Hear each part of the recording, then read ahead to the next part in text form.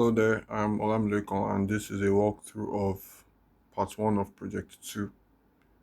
Right, so here is my API called Chirp API.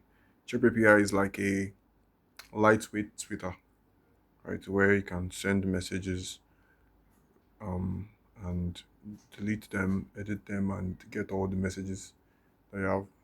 So the API, the API has endpoints for that. Right, so we're just going to test that quickly, and I'll run through the routes later.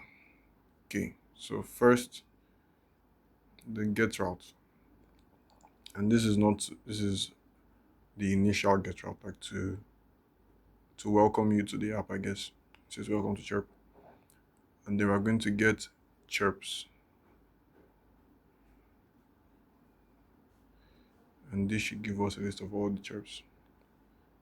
Right, so each chirp contains the name of the chirper, or like the person that sends the message, the time, likes, dislikes, and if the chirp has been modified, it also has a modified it. So some don't have modified it. Right. And then we can now send a chirp, and uh, we're going to be Olamilekon. We're going to say this is a chirp. Right. We're going to send this. Right. So it gets sent, and yeah, created. One cool thing is that anytime a chirp is sent in the back end, it checks if the chirper has chirped before, has sent a message before.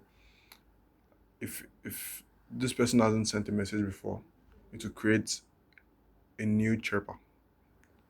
And I'm going to explain that in a little bit, but we can just get one chirp by ID. We just select this one, right? Try it out, execute. Yeah, and it gives us the chirp, right? And we can also edit a chirp in a very similar way. Put, try it out, the ID,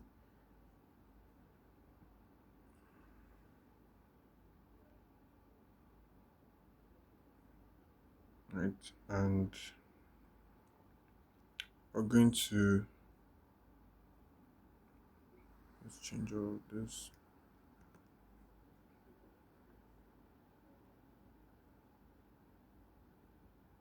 The ID is not included, right? So we're going to add a couple of likes this time. See, now it has 5 likes. And then we're going to execute, and yeah, 200. We can confirm that this was updated with the 5 likes by getting one, execute, see, updated 5 likes. And now it has a modified date, which is timestamp for like right now when this was modified. And then we can delete a chirp, very similar way. Um, sorry, execute, and yeah, chirp deleted successfully. You can confirm that it was deleted by trying to get it again. Execute, and it tells us, yeah, nothing. We don't have any chirp with that ID, right? And then to get chirpers, that's everyone that has chirped. Execute and gets us. So this is a different document. This is a different collection. I mean, right, from the chirp collection, and we have the So I created a custom route that contains a server error to show that uh, there's proper error handling. Right. Okay. Yep. That's an error, right? And it responds with a 500 status code. Yeah, and then you can check our code. Consider all the routes.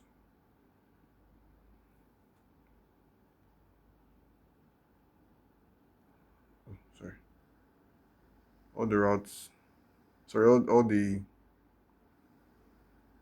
methods in our controller are covered in a try and catch so that the errors are caught and handled properly. And then our routes, we have middleware for validation of the post and the put, right? Validation add chirp, validation of the chirp. And we can actually just check this and see the rules. See the rules, right? So for the chirper name, it should be at least three, and the chirp message should be at least three characters long. Yeah, and it's required. And the same thing for updating the chirp. And we can actually test that this works. Before that, what else do I have to show?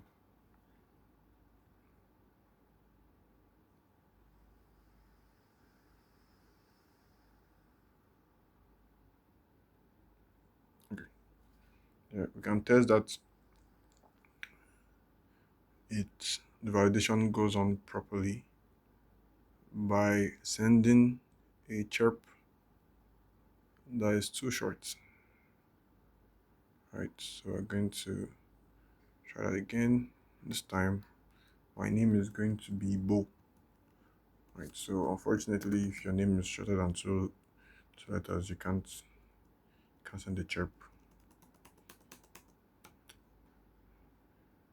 Right, then to execute, and then the 412 error says validation failed. The chirper name must be at least three characters. Chirp must be at least three characters. Right, so this is posted on render. That's the URL, and anyone can test it, send chirps, and use the API however they want. Thank you.